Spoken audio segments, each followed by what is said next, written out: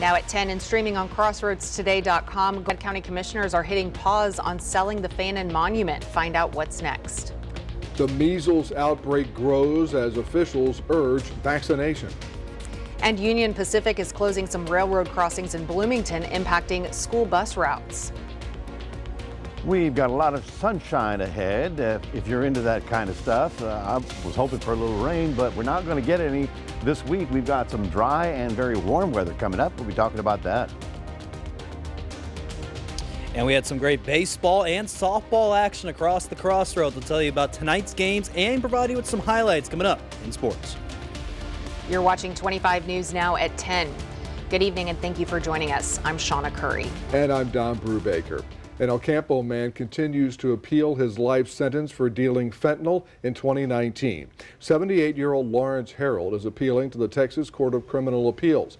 Harold claims he had not been made aware of a 6-year probationary term plea bargain offer made by Wharton County prosecutors before the trial got underway. Wharton County authorities say Harold knowingly rejected the proposed plea deal twice. After his trial started in August of 2023, Harold fled. He was found guilty and sentenced to life in prison. Then Harold was found and taken to prison the next month. 2 people face charges in Bay City on illegal firearm and drug possession. Bay City police arrested 50-year-old Stacy Monroe and 36-year-old Brian Franklin while they were asleep in a vehicle at a gas station on the 4800 block of Avenue F. Authorities found 2 handguns. Both people are charged with unlawful possession of a firearm by a felon. Crews will be making road repairs this week, and that means a couple temporary closures for drivers. Today through Thursday, Wagner Way will be closed between Vine Street and Lingo Lane. Then Wednesday through Saturday, Vine Street will be shut down between Main Street and Wagner Way. Businesses and homes in the area will still be accessible, but if you're just passing through, you might want to find a detour to avoid delays. Keep in mind the dates could shift depending on weather and other factors. The Palacios Police Department is bringing back the Are You OK program to help senior citizens. The department will check in on senior citizens weekly every Monday, Wednesday, and Friday to be sure they're doing well. If the participant doesn't answer the scheduled phone call, an officer will stop by the residence. To sign up, visit the City of Palacios website or stop by the police department. You can also call the police department if you have any questions at 972-361-3112. Residents of Goliad are discussing the merits of selling a historical marker in town. 25 News Now reporter Trenton Whiting joins us now with an update on this process. Trenton? Don, Shawna, thank you. The choice to sell the Fannin Memorial Burial Monument to the Texas Historical Commission is a discussion with multiple sides to it. There are clear signs of wear and tear, cracks in the pavement, and discoloration. Most residents want to see better care for the monument, but they're split on how to accomplish it. Some say the Texas Historical Commission would do a better job of maintenance than the county can. Presidio of La Bahia site manager Scott McMahon vouches for the Historical Commission, saying it helps operations at the museum. I think that the Historical Commission is definitely capable of taking care of the monument. It makes sense that it would become part of the agency, but part of the complex here with the Presidio and with Fannin. It all is part of the same story. Residents against the sale want to keep the historical monument with the city, and they want to hear more about this proposed sale and the county's plan to use the money for a sports complex in town before they agree. Now, there are still several town hall meetings scheduled to discuss which direction Goliad will take. Don, Shawna, back to you. Trent, thank you. And this brings us to our viewer poll tonight. Here's the question. Do you support transferring the Fannin Monument in exchange for a new sports complex? Yes, preserving history and boosting tourism is a good idea. No, the county should retain ownership of the monuments, or I'm undecided and need more information. Just like at 6 o'clock, no, the county should retain ownership has the lead with 66% of our voters. I should mention to you that's 14% lower than what it was at 6 p.m. So keep on voting. We want to hear from you. Visit crossroadstoday.com/vote to take part, and we thank you for voting. Some railroad crossings are closing in Bloomington as Union Pacific expands the track. Union Pacific will close the railroad crossings at Levi Road and Phillips Road to store unused rail cars. Precinct 1 County Commissioner Danny Garcia says this will affect some residents and school bus routes. So county officials are working with Union Pacific to find a solution. They would cover and help us create an alternate route from Bloomington to Placido mostly for the bus routes and the schools to get through back and forth on a paved road. And so they've agreed to fund that project for us. That alternate route will be on Key Road, which is currently unpaved. Union Pacific Railroad and TxDOT have agreed to fund the $3.2 million road upgrade. Work is scheduled to start in early fall. Well, not feeling like fall outside, that's for sure. Back and forth, back and forth. Yes, we're kind of on a roller coaster ride with our weather. And there's like a 20-degree difference tomorrow in the forecast between 9 a.m. and noon. Mac, make sense out of all this, please. Well, I tell you, if I could, I'd be in a different location. I'd be up above everybody. But no, we are continuing this roller coaster temperatures. We were 35 degrees this morning. By tomorrow, we're going to be pushing the upper 80s, and so the heat wave is on. We don't have fire alerts for us, but all of West Texas is under that because their temperatures are going to be well into the upper 90s. We're talking some warm weather, and we'll have all the details coming up in a moment. Well, a powerful storm south of Dallas brought 90-mile-per-hour winds, tearing roofs off buildings, toppling semis, and flipping an RV at the Texas Motorplex. One person was killed, his family hurt. Nearly 20,000 customers lost power, but crews did quickly restore it. Ellis County's Justice of the Peace says he's never seen winds that strong for that long. Now communities are cleaning up the damage and moving forward. Texas Doge Committee takes inspiration from Elon Musk's federal operation. The new legislative panel has been tasked to reduce the size and scope of state government. But Democrats say they're not interested in replicating Musk's slash and burn approach. To read this full Texas Tribune article, visit our website, crossroadstoday.com. The number of measles cases identified in outbreaks in West Texas and a nearby county, New Mexico, has jumped to nearly 230. The U.S. Centers for Disease Control and Prevention says measles cases have now been reported in at least 12 states. Jen Sullivan reports on the growing concerns from health officials. Measles cases have now been reported in at least a dozen states. As of Friday, more than 200 have been reported this year, according to the U.S. Centers for Disease Control and Prevention. In the West Texas outbreak, which accounts for the vast majority of cases, 39 have been reported in just 3 days. The only way to stop an outbreak of measles is to prevent infections. To prevent infections, health officials say more people need to get the measles, mumps, rubella vaccine. Typically, the first dose is given to children ages 12 to 15 months and is 93% effective. The second dose, given to kids between 4 and 6 years old, is about 97% effective, according to the CDC. The MMR vaccine is one of the most effective vaccines we have against viral illness. Dr. Wilson says the amount of misinformation surrounding vaccines has led to fewer people getting vaccinated, and that's how an outbreak starts. So far, 2 people have died, likely as a result from the measles, a school-age child in Texas and an adult in New Mexico. Both were unvaccinated. We should be very alarmed. We haven't seen a death of a child from measles in over a decade in this country. Measles is highly contagious. The disease causes a rash of red spots, fever, cough, and red watery eyes. It can cause serious illness and even death, especially in young children. It is the most infectious human virus, more infectious than COVID, more infectious than HIV. I'm Jen Sullivan reporting. This week, Texas officials expanded their vaccine guidelines to include infants as young as 6 months in areas where cases are high. Victoria College is hanging up its centennial banner as it marks a century of higher education. Victoria College first opened on February 4th, 1925. Marketing Communications Director Darren Casimir says the college's mission has always been clear: to improve lives and strengthen communities. After 100 years, he says that vision is still going strong.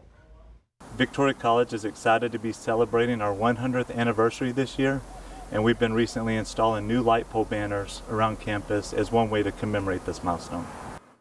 Casimir says celebration events will be held throughout the year. A New York restaurant owner is taking Texas to court over a steak. Todd Shapiro, who runs the War Room Tavern in Albany, is suing for $1 million after Texas Lieutenant Governor Dan Patrick suggested renaming the New York Strip as the Texas Strip. Shapiro says the rebrand disrespects New York's food heritage and could hurt businesses like his. The steak got its name from Delmonico's in New York City back in the 19th century, and he's not letting Texas claim it without a fight. Interesting fight there. Well, the Alamo has been iconic in San Antonio for centuries, drawing 2.5 million visitors every year. But just recently it was discovered the limestone used to build the Alamo in the 1700s came from below another famous tourist attraction in the city. Heard the word this week that it was a positive match, that the rock used to build the Alamo came out of this portion of the quarry at San Antonio Zoo. The zoo is constructing a new gorilla habitat set to open later this year. As part of the work, rocks from a quarry at the zoo are being moved. Some folks that work at the Alamo noticed the construction, said we should go test that rock. Historical records from the Alamo have indicated a source north of downtown, but it was never specifically confirmed. We've always known that the quarry had a part in building San Antonio. What we did not know was that direct relationship to the Alamo. Like the zoo, the Alamo is also under construction, undergoing a $550 million redevelopment and restoration that could use original stone. The timing could not be better, because just as we begin this work and we are starting to find voids where we need replacement stone, now we have an accurate and authentic source of that stone. Two San Antonio landmarks now bound together forever. So I think fate really led us here. You have these two iconic Texas destinations where people come from all over the world to visit, and all over San Antonio and Texas to visit, and we're both having this incredible reimagination and having impact on tourism in San Antonio and the history and the education of the people that come to visit us. Pretty neat find there. Stone cold evidence. Yes. Well, remember to subscribe to our YouTube channel, Crossroads Today. Hit the like button and click the notification bell. Stay with us. Coming up on 25 News Now at 10, a Texas middle school student is dead after a classroom altercation turned violent. Also ahead, new DNA details emerge in the quadruple Idaho murder case.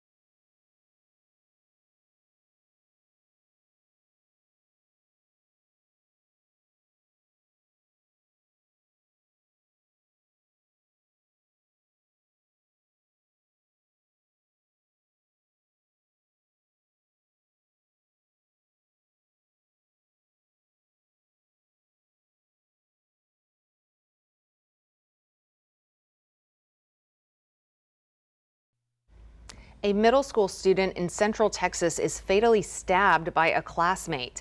The Killeen Independent School District said it started with an altercation between two students. The 14-year-old victim was taken to the hospital where she died. Meanwhile, police say the accused attacker, also a female student, was taken into custody. A homicide investigation is underway. The middle school was placed on lockdown following the stabbing. Once that was lifted, students were bused to a nearby church where parents picked them up. The high-profile 2022 murders of 4 Idaho college students has captured national attention, and many of those involved in the case are forbidden by a judge's gag order to speak publicly. Recently, unsealed court filings have given an intriguing peek at some of the DNA evidence that was collected at the scene. Laura Aguirre brings us more from a forensics expert who weighs in on what's been found and what it could mean for the man charged for the crimes. I've thought about this for a long time. Joseph Morgan is a professor of applied forensics at Jacksonville State University. He's been watching the case of Brian Kohberger closely, the man charged with the murders of 4 Idaho college students in their off-campus house in November of 2022. Morgan is paying close attention to the DNA evidence listed in court filings, like a 3-person mixture of unknown DNA taken from one of the victim's fingernail clippings and bloodstains from unknown male sources. However, they've got him with this, I think. Morgan believes DNA taken off a bloody knife sheath is key to the case. They would have had to have searched this microscopically very, very thoroughly. And when they came up with that hit, I'm sure that they were quite amazed. Court filings show authorities used investigative genetic genealogy, or IgG, to connect that DNA to extended relatives of Brian Kohberger, and that a swab from Kohberger himself was found to be a statistical match. This is probably where the defense is going to make the most hay in this case. They're going to say that this is not accepted, that it's bad practice, those sorts of things. He's right. Defense lawyers are challenging the use, accuracy, and legality of the IgG methods used on open source databases, some that don't permit law enforcement use. The crime scene was demolished by the university in 2023. The authorities there allowed them to tear down this house, which I think is a bad decision. A judge entered not guilty pleas on Kohberger's behalf, and his trial is set for August. He faces the death penalty if convicted. I'm Laura Aguirre reporting. The federal government is no longer accepting orders for free at-home COVID-19 tests. That's according to the U.S. Department of Health and Human Services. The agency did not immediately respond to a question asking why ordering has been paused. It's also unclear if the program is shut down permanently. The HHS COVIDtests.gov website said any orders that were placed before 8 p.m. Eastern time on Sunday will still be shipped out. At-home tests are still available at grocery stores and pharmacies. For some women diagnosed with what is called stage 0 breast cancer, a new approach could help them avoid surgery and still stay healthy. And with more, here is Melissa Adon.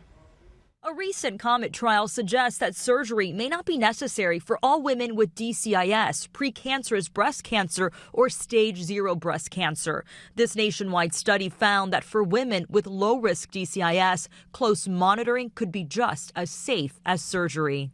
Instead of going under the knife, these women received hormone therapy and regular mammograms to keep a close eye on things. Some chose surgery later if they needed it. After 2 years, they had similar outcomes, but without the side effects and risks of surgery and radiation. This approach is not for women at higher risk of developing more aggressive breast cancer. But it is a promising alternative for some women. If you have a DCIS, it's worth discussing with your doctor. With this Medical Minute, I'm Melissa Adon. Well, good evening, everybody. We're looking at 53 degrees right about now. Today, of course, beautiful sunny day if you like that kind of stuff. I'm actually just looking for a little rain somewhere. We managed to get up to 76 today. 35 was the low this morning. That's because we had the dry air here.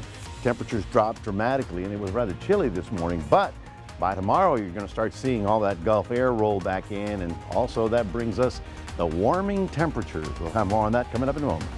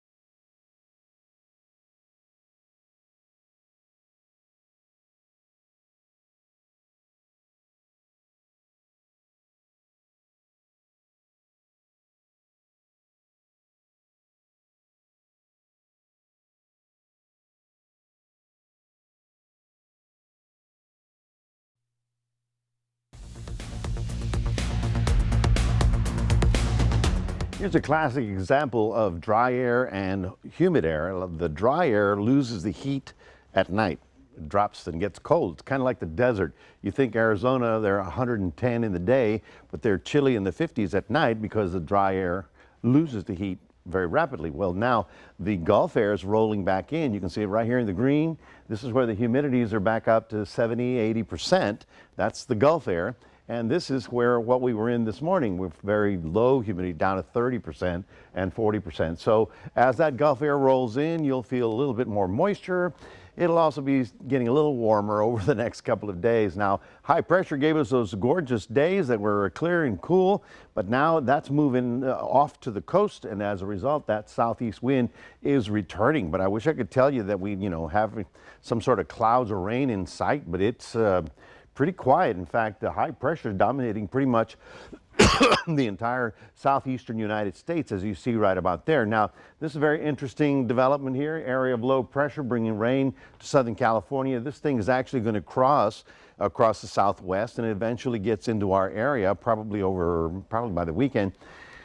But it's going to be a dry line, so it's really not having much chance of getting us any kind of precipitation. This is the drought map. It comes out every week. It gets updated, and I wanted you to see that here's dry and here's moderately dry. And so kind of we look good here in Victoria as dry, moderately dry, but you really have to think of where the rivers come from. Well, they come up from the hill country, and so that is in an extreme drought right about now. So the hill country, Fredericksburg, all the way down into Medina. Lake Medina is extremely dry.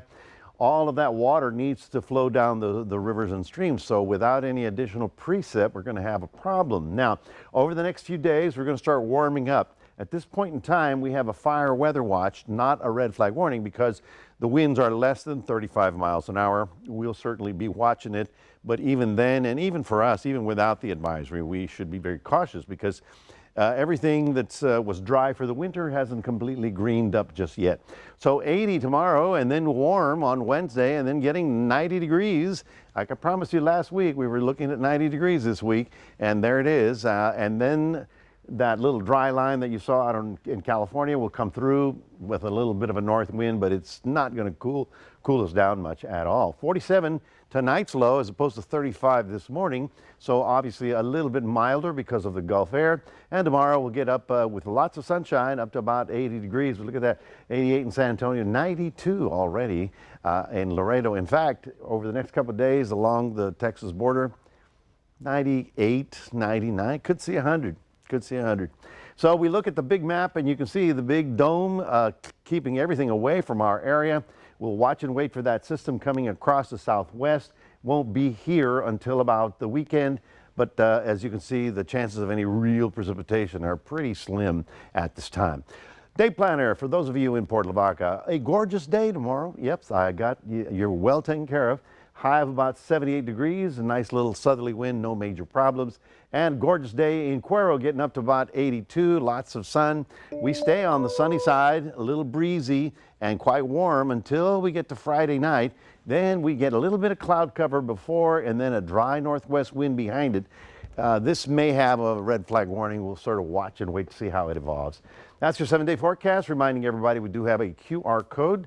Quick response. You take a picture of that and you can put Crossroads Today right on your cell phone. And then Maxwell can give you all the highlights on women's soccer. That's right, Mac. Women's soccer, softball, baseball, all the highlights here will be happening after we come from the break, and a lot more coming up in sports.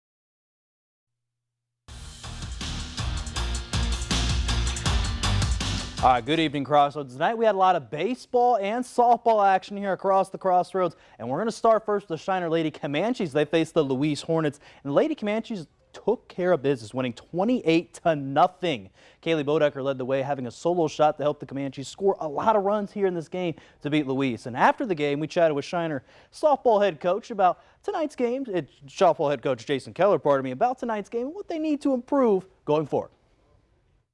They did a really good job of adjusting, when we needed to adjust early on and putting the ball in play and making Louise make plays on defense. And anytime we can hit the ball extremely well, we give ourselves a chance to win. We throw strikes, we play really good defense, and that's what they did today. We could probably spend a little bit more time at the plate, being more disciplined, not swinging at pitches that are going to get ourselves out with, as well as base running.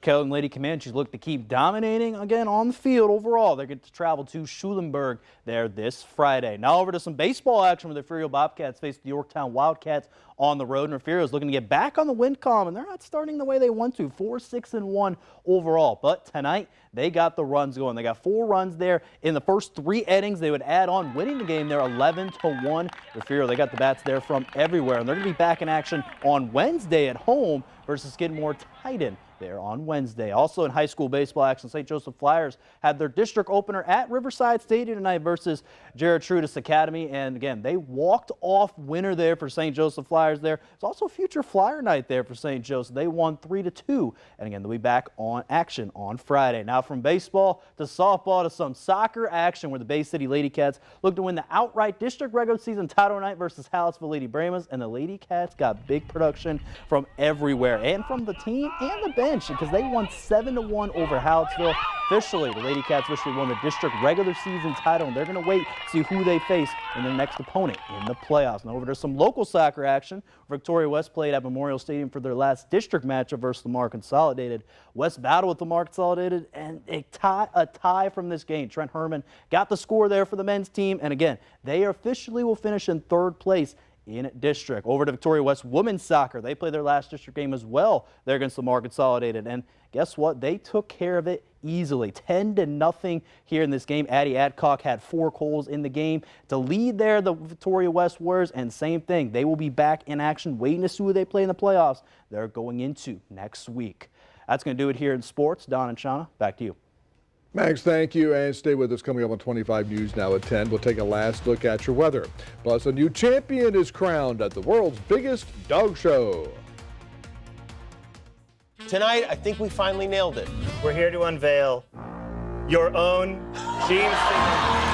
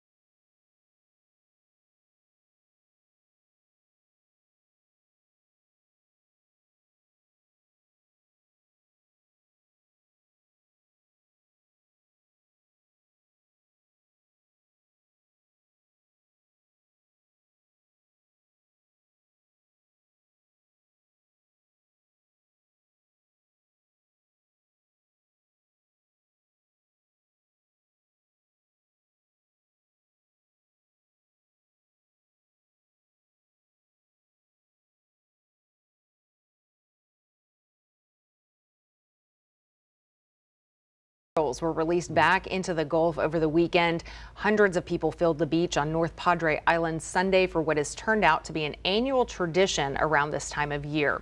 46 green sea turtles were released back into the ocean, but not before everyone got to take one last look at the eager rehabbed swimmers. The turtles were part of a couple hundred who were cold stunned over the past few winter months and had to be rescued from the frigid water. Volunteers and workers with the Texas Sea Life Center gently placed the turtles into the surf as they now begin their journey back home. So pretty neat little event to watch. Oh, yeah. Talk about late fees. A New Jersey woman found an old library book her grandfather borrowed 99 years ago.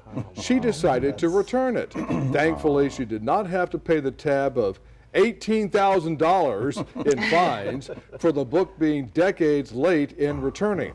Mary Cooper was going through some of her mother's things and found the book Homemade Toys for Girls and Boys, published in August of 1915.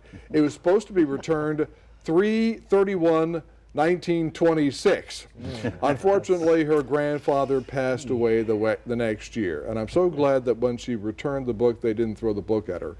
Now they're actually putting it on display, kind of, you know, for people to see such, you know, a book from that time and over keeping it 100 preserved. years ago. Oh my God! You know, books are going to disappear the way we're going with all the technology. You know? Exactly. Yeah. My book is on this little flash drive. It's crazy. on the e-books Also now. disappearing around here, winter. Winter is pretty much gone, folks. You can write that off because we're going right into summer as we start pushing into 90-degree temperatures later this week. That's for Thursday, Friday. But slowly warming. Overnight temperatures also warming up because of the Gulf air coming back in. Little front on Friday, but the chances of any rain with that is very slim to none. So basically, I'm looking at 7 to 10 days of more dry weather over the crossroads. I love how you and Jacob were saying, but it's a dry 90 degrees. Yeah, so that's true. it's still going to be hot. Yeah. Well, Crufts, the world's biggest dog show, was held Sunday in England, and the top dog award went to an Italian Whippet.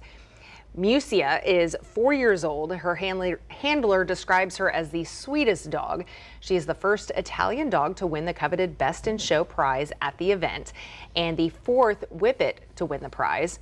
A fun fact, about 6 times as many dogs compete at Crufts as at the Westminster Dog Show, which is the famed U.S. competition held in New York every year, which, you know, most people are familiar with. Oh, but absolutely. this is even a bigger show, so really big. They need better title to public win. relations because I think so. I hadn't heard of that one. Well, now you have. And you've heard of the Italian Whippet. That's right. All right. Well, thanks for joining us. 25 News Sunrise at 5 a.m. Jimmy Kimmel Live starts now.